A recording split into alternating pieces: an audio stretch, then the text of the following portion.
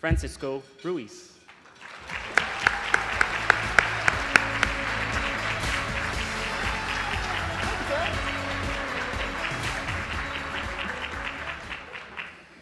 Buenas tardes. Good afternoon. Thank you, Vinny, and thank you. Buen provecho, buen appetit. The Centers for Disease Control, or CDC's Act Against AIDS campaign is proud to partner with the Human Rights Campaign Foundation for this Time to Thrive conference. As Vinny mentioned, Act Against AIDS is a national social marketing campaign that focuses on raising awareness among all Americans and reducing the risk of infection among the hardest hit populations, including our young people, African Americans, Latinos, gay and bisexual men, transgender women, among others. Each year, there's approximately 50,000 new infections in this country. In 2010, about 12,000 of new cases were among young people aged 13 to 24. That's about 1,000 per month. More than 1.2 million people in the United States are living with HIV infection, and almost 1 in 7 of those are unaware of their infection. Now, for the reality here, our young people, about 60% of all youth with HIV don't know they have it. Not only do we need to consider the state of HIV in the United States, we must also take advantage of the advances in the era of new HIV prevention. Today, there are more tools available than ever before to prevent HIV. Today, this is why we're here. That is why we all have a role in acting against AIDS, for you, for our youth, and for our nation. It is my honor to welcome today's youth speaker to the stage, Thomas Davis. We're going to see a video in a minute showing his great work. Hi. Candid and honest about his journey, Thomas serves an example for all of us about determination, hard work, and leadership. From his humble beginnings as a young black gay man from rural Colorado to his eye-opening experiences as a dancer in Los Angeles, and later his HIV-positive diagnosis, his amazing outlook on life is a refreshing reminder that when life gives you lemons, you must make the sweetest, tangiest lemonade you have ever tasted, or sweet tea. He reminds us that it doesn't matter how many times you get knocked down in life. It only matters what you do when you get up and keep moving and fighting. Yes.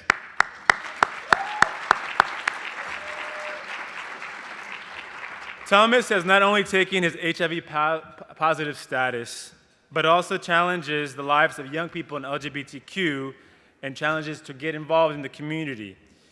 His journey continues to inspire others to talk openly about sexual and reproductive health issues to remove the stigmas associated with getting tested for HIV and getting into care if HIV positive.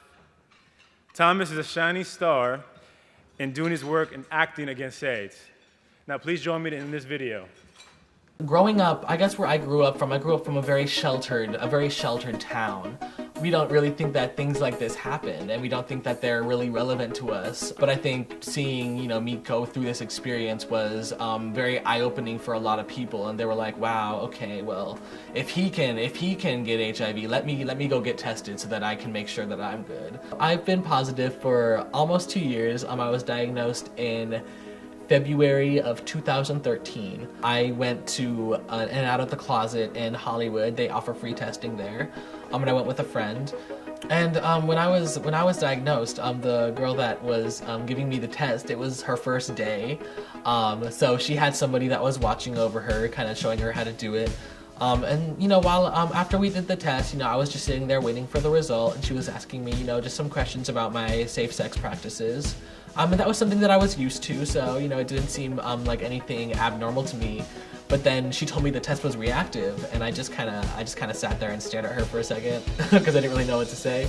I started doing my blog almost a year ago, really. January, February was when I started that, and it's called The Pause Life. I started that with this video when I was diagnosed positive. I wanted to share my story because I felt like just the situation that I was in, I was really blessed to have such supportive people around me, have a supportive workplace, have, friends that were really there for me, and just to overall be really physically, healthy. Hello, my name is Thomas Davis, and I am 21 years old.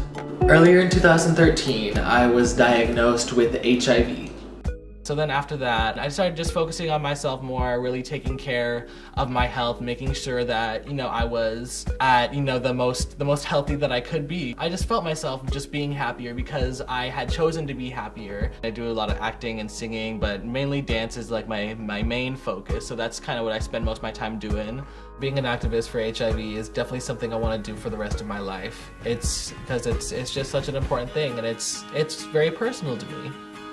I feel like a big part of my generation not really caring is because we didn't get to experience the epidemic on the level that those before us did. There's just that lack of fear. It's kind of just a generational thing I've just noticed, not just with in terms of health, but just in general. My generation just seems to be occupied with other things. This isn't something that needs to be forgotten. It still is a very serious epidemic, even though our focus has been pulled in other places. This is still a very serious problem that is growing. My message is just that no matter what is going on with you, no matter what your struggle is, you can still live a very happy and fulfilling life. And being happy doesn't mean that you're putting this fake smile on all the time and that you're like, oh my gosh, I feel amazing. It's not about that. It's all the highs and the lows, but at the end of the day, it's always about still ending on that positive note, or knowing that things are gonna be okay, and that you are gonna be happy, and that you are really happy right now, and that things are gonna be just fine.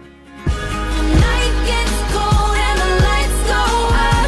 The sun is gone behind the clouds, and you feel love, and I'll reach out. Without further ado, please welcome Thomas Davis.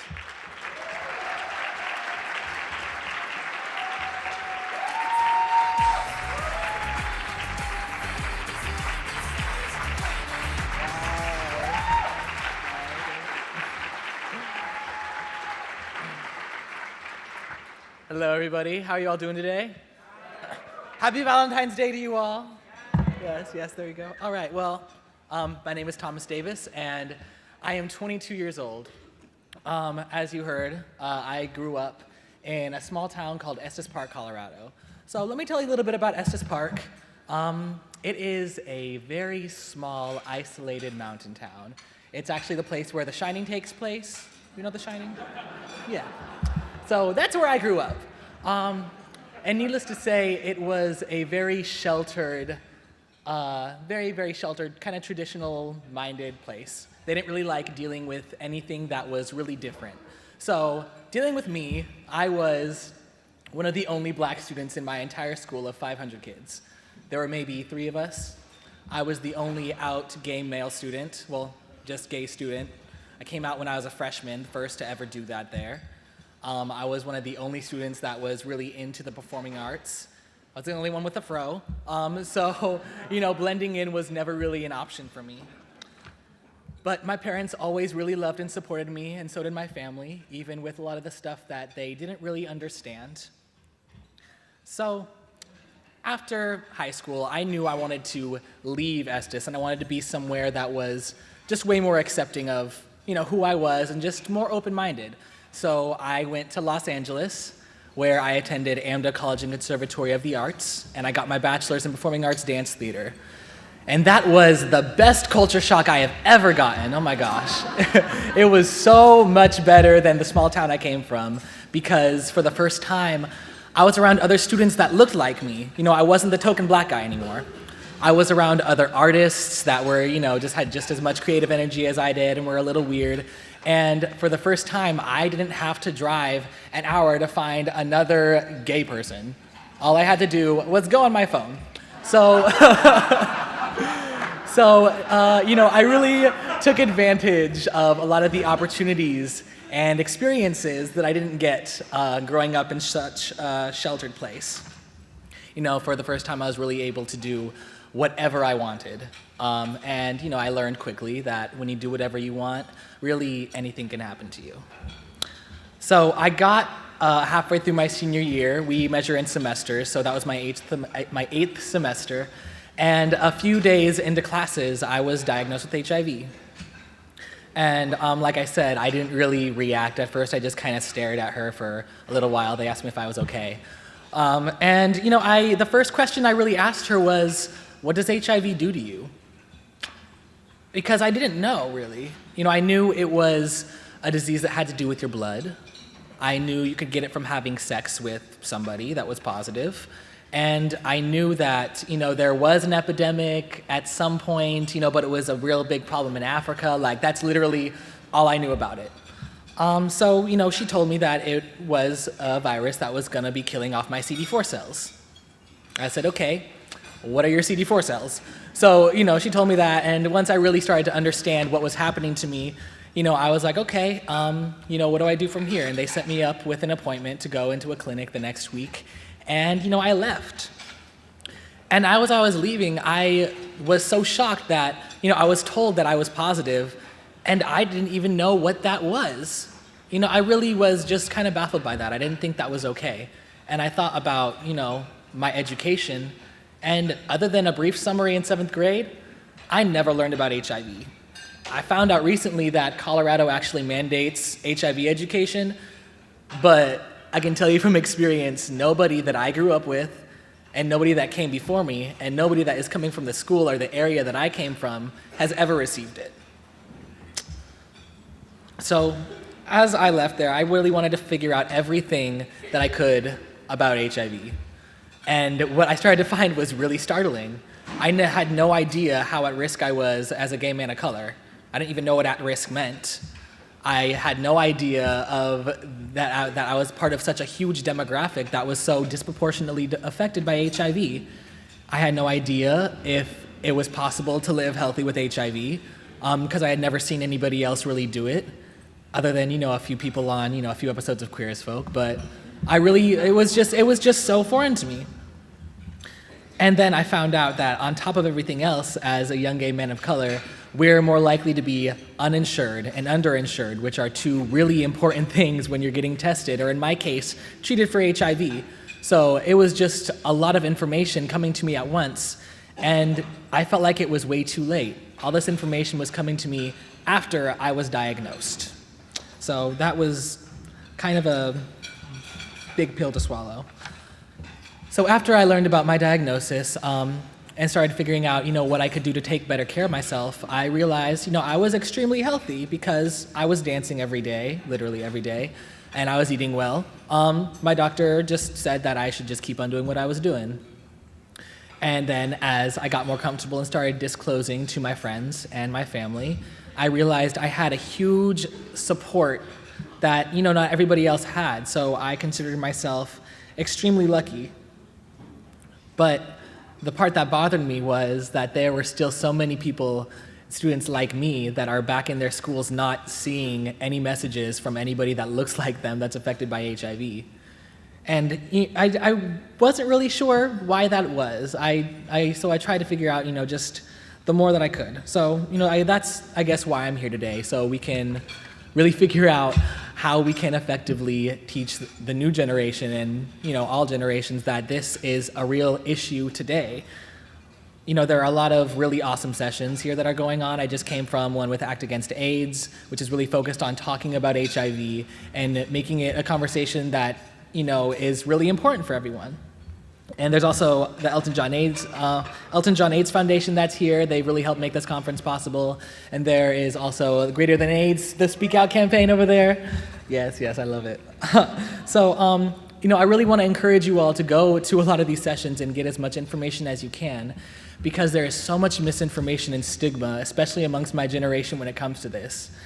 Some of the questions I get from people, some people still think that you can get it from having a kiss or sharing a glass. I've had people ask me if I need to use a special brand of condom. I'm not making it up, really. That's a serious question that I get. There are people that think that the word clean is synonymous with negative. And I'm positive, and I am very clean. I make sure to shower every day. I don't know about you. So, and then there's a very large group of us that just don't think this is applicable to us because where we come from, that just doesn't happen. I mean, that was the case with me. Like, HIV doesn't happen in Estes Park. The only thing that might happen there is a bad case of mono. So it wasn't something I ever really thought about because I saw it as someone else's problem. And until the youth of today start to see this as our problem, it's not an us and a them thing, nothing really will change. And that's really where a lot of you come in, to really show them that HIV doesn't discriminate. It can affect anyone and everyone. Just by a show of hands, how many of you know somebody that's HIV positive? And for those of you that didn't raise your hand, you know me now, so. But seriously, this is something that affects and can affect anybody, regardless of your sexual orientation, your ethnicity, where you came from, your age. It really doesn't matter. Really, all you should have the opportunity to learn about these things and to talk about safe sex. Because there's just so much stigma that prevents so many LGBTQ people from getting tested and knowing their status and knowing all the methods that there are to continue practicing safe sex. You know, there isn't just condoms anymore. There's a lot of other methods that we can take. Because even though HIV isn't a death sentence, if it's left ignored, it can still cause some pretty serious issues. And I know that talking about sex to teenagers isn't always the most comfortable thing, but like it or not, regardless of what you say or do, one day that teenager is going to be having sex, unless they decide to be a nun or a monk. So it's really something that they will have to deal with one day, and avoiding the situation isn't going to do anything. As people who work with youth, you are in a really unique position to influence them in ways that nobody else can. It was Robert Frost that said, the best way out is always through. Avoiding the situation, it doesn't make it go away. It's still there. You just decide to go this way instead. But it's still there. You know, nothing, for me, I think, it's not so much a regret, but when I look back on when I was younger and in school, it makes me kind of sad that there were a lot of opportunities for a mentor or a teacher or somebody to really give me information that could have really positively affected my decision-making and deductive skills. It doesn't mean that I would have listened to them in that moment, but it would have been information that I could have taken with me and possibly applied later.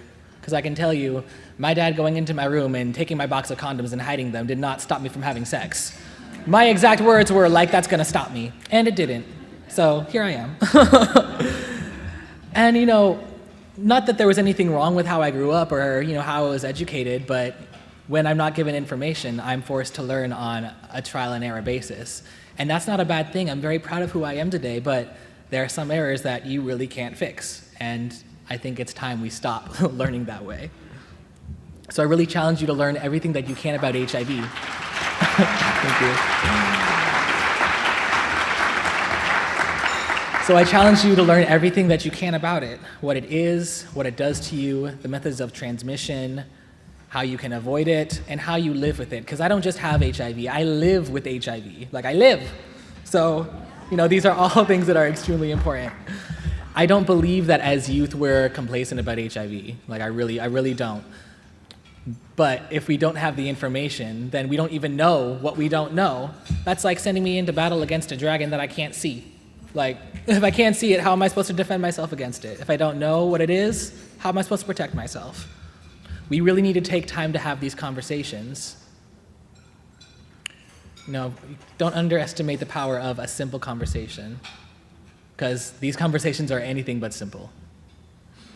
I really believe that in taking these first steps and talking openly and honestly about HIV and everything surrounding it, we really can make so many strides forward in creating an AIDS-free generation.